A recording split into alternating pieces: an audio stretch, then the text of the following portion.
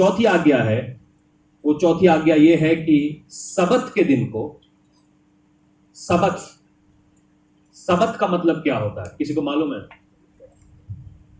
सबत के दिन को पवित्र मानना। मगर सबत जो शब्द है उसका मतलब क्या है?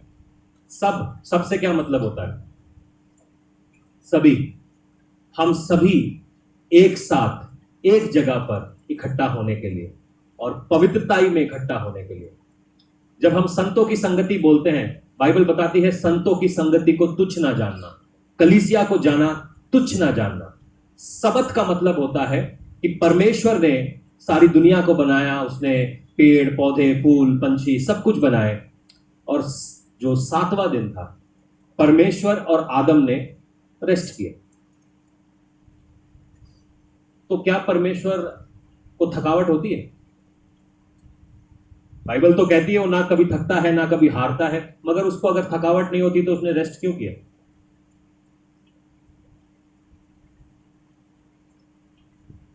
आप मेरे साथ बैठोगे तो ऐसे सवाल तुम्हारे दिमाग में जागने लगेंगे। एक्चुअली ये मेरा नहीं, मेरी बेटी का सवाल है, मैं उसको पढ़ा रहा था। ऐसा होता है तो डैड, परमेश्वर ने रेस्ट क्यों किया? वो अगर वो थकता नहीं है तो? मैंने कहा उसने रेस्ट इसलिए किया क्योंकि आदमी थकता है। आदमी को समझाना पड़ता है, ठहर जा बेटा और मत दौड़। पैसा पैसा पैसा पैसा पैसा पैसा पैसा पैसा 10 साल का चालू हुआ था, पैसा पैसा 10 रुपए मांगने से चालू हुआ था। 20 साल का हो गया, अब उसको 1 लाख रुपया चाहिए। फिर 30 साल का हो गया, उसको 10 लाख रुपया चाहिए। 40 साल का हो गया, 1 करोड़ चाहिए। 80 साल का हो गया, उसको 100 करोड़ चाहिए।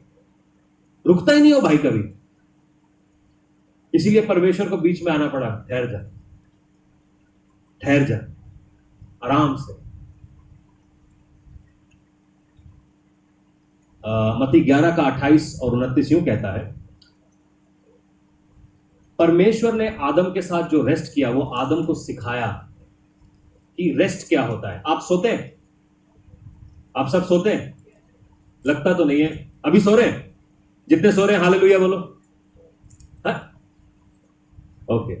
हम सोते हैं, सबके सब थक जाते हैं और हम सो रहे होते हैं। ऐसा होता है? थकने के बाद आदमी क्या करता है?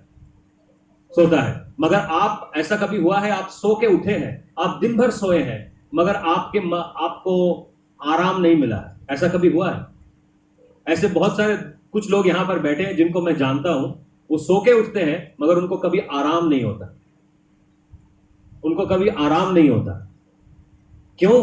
क्योंकि वो परमेश्वर के साथ रेस्ट में नहीं है। नींद की गोलियां मिल सकती हैं, आप गोलियां खा के सो सकते हैं, मगर रेस्ट आपको केवल परमेश्वर ही दे सकता है।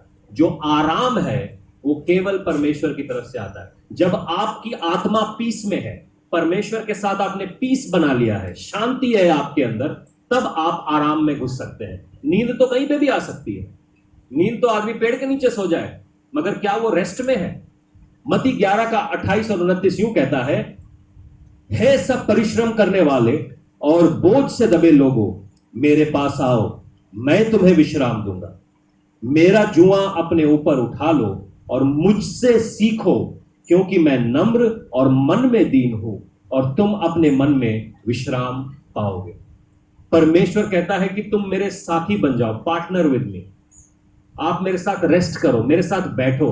सबत का मतलब यह होता है कि आप सब लोग एक परिवार के रूप में, चर्च और कुछ नहीं, एक परिवार है, एक परिवार के रूप में हम सब आएंगे और हम सब एक साथ होंगे और परमेश्वर के नाम की हमद और सना करेंगे, एक साथ फेलोशिप करेंगे और हम परमेश्वर के नाम को शुक्रिया करेंगे।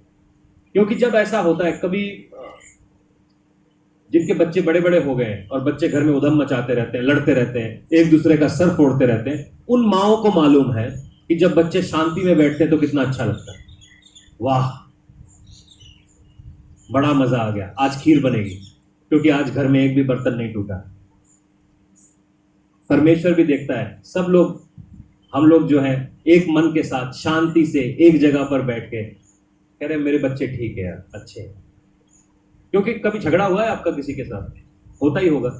जब झगड़ा होता है तो सबसे पहले क्या होता है? दिल, मतलब जो दिल 72 की स्पीड में दौड़ना चाहिए वो 140 पे दौड़ रहा होता है। रेस्ट नहीं है। रेस्ट क्यों नहीं है? क्योंकि ये शैतान का काम है। हाँ, शैतान का काम है, और क्योंकि शैतान का काम है आप सो भी नहीं पाते। कई लोग झगड़ के सो भी नहीं पाते। और कई लोग तो इतने बढ़िया झगड़ के फटाक से सोते हैं, 1 सेकंड में झगड़ा, दूसरी तरफ मुड़ के गायब। अरे पूरा तो कर ले भाई। इसलिए बाइबल बोलती है कि पति पत्नी के बीच में जब झगड़ा हो जाए तो बिना निपटाए सूरज डूबने से पहले उसको निपटा लेना चाहिए, खाली पति पत्नी। बाकियों अपना झगड़ा कैरी ऑन करो।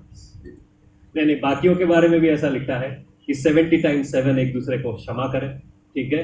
और इसी प्रकार से ऐसा लिखा है, क्योंकि जब आप झगड़े में हैं, जब आप परमेश्वर के साथ झगड़े में, आपकी जिंदगी में पाप है, आपकी जिंदगी में गलत बातें हैं, तो आप परमेश्वर के साथ रेस्ट में नहीं आएंगे। उसी प्रकार से आपस में जब आपस के आपके रिश्ते ठीक नहीं है, आप कभी रेस्ट में नहीं आएंगे। यीशु मसीह कहता है, मेरे पास आओ और सीखो कैसे आप अपने ऊपर इस रेस्ट को ला सकते हो। हम प्रार्थना कर सकते हैं, चर्च जा सकते हैं, बड़ी बड़ी बातें कर सकते हैं, मगर रेस्ट जो है, जो शांति है, जो आराम है, वो केवल परमेश्वर ही दे सकता है। पैसा आराम नहीं देता, शोहरत दौलत आराम नहीं देती, आराम केवल परमेश्वर दे सकता है। बाजार में गोलियां मिलती हैं, 50 रुपए की गोली खाओ, 4 दिन तक सोते रहो, कोई प्रॉब्लम नहीं। कुछ लोग 500 रुपए का सूंघ के आते हैं, वो सोते रहते हैं, मगर क्या वो आराम में है? जैसे ही वो नशा उतरता है फिर भागते 500 रुपए का चिट्टा लेने। वो आराम नहीं है। परमेश्वर का बंदा एक सूखी रोटी, थोड़ी सी दाल खा के आराम से सोता है, वो आराम है। और वो आराम केवल परमेश्वर ही दे सकता है।